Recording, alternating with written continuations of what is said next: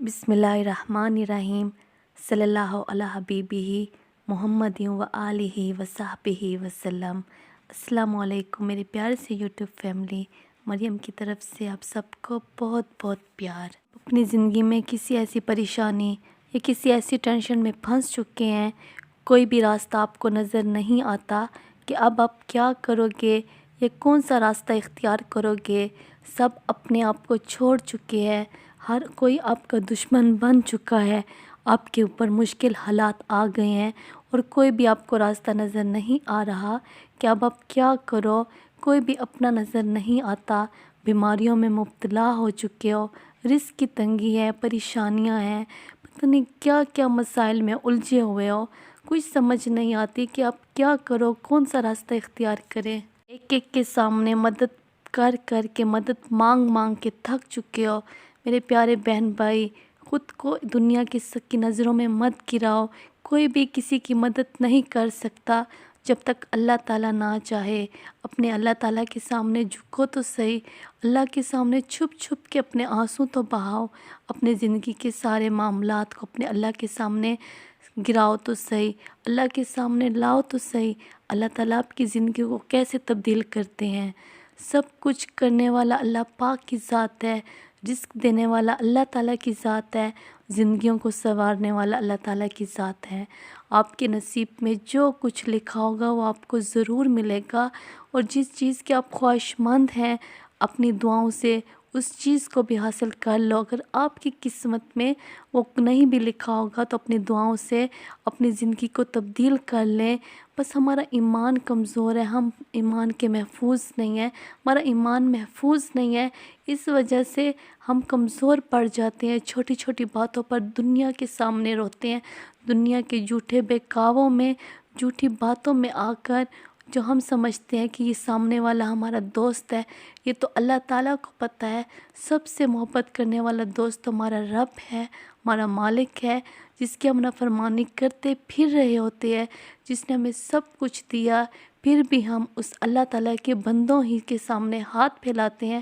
اس بندوں کو ہی دینے والا تو ہمارا اللہ ہے، ہمارے رب ہے، تو پھر ہم دنیا کے سامنے کیوں ہاتھ پھیلاتے ہیں؟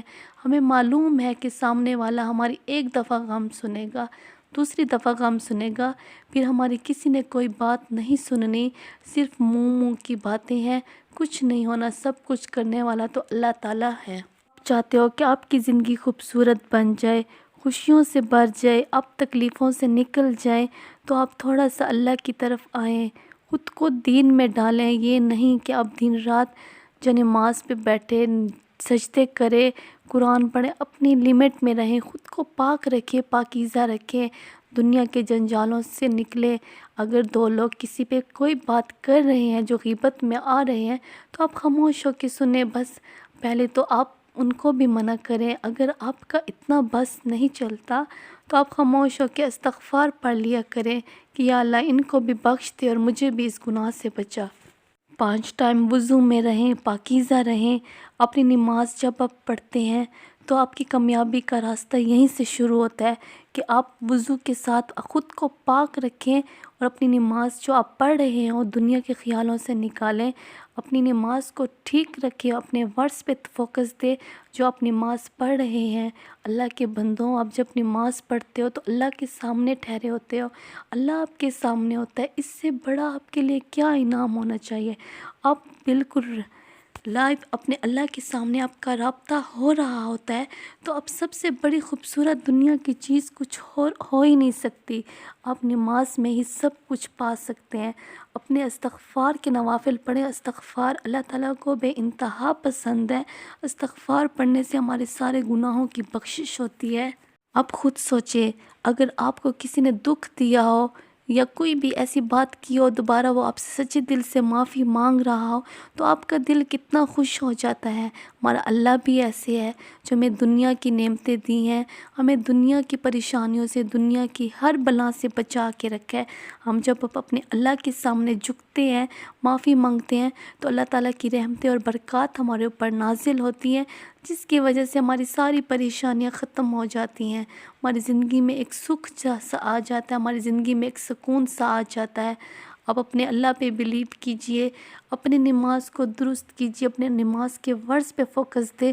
آپ یقین جانیں آپ 40 دن اس بات پر عمل کریں گے، آپ جب نماز پڑھتے ہیں تو اپنے اس نماز کے ورز پہ فوکس دیں، آپ کو اپنی زندگی کی پریشانیاں بھول جائیں گی، آپ کی زندگی کے معاملات خود بخود طے ہو جائیں گے۔ خود سوچنا چھوڑیں، کیونکہ شیطان ہمارے دماغ پہ حاوی ہوتا ہے، وہ ہمیں اس اللہ کی طرف آنے ہی نہیں دیتا۔ درود پاک پڑھتے ہیں تو درود پاک پہ فوکس دے۔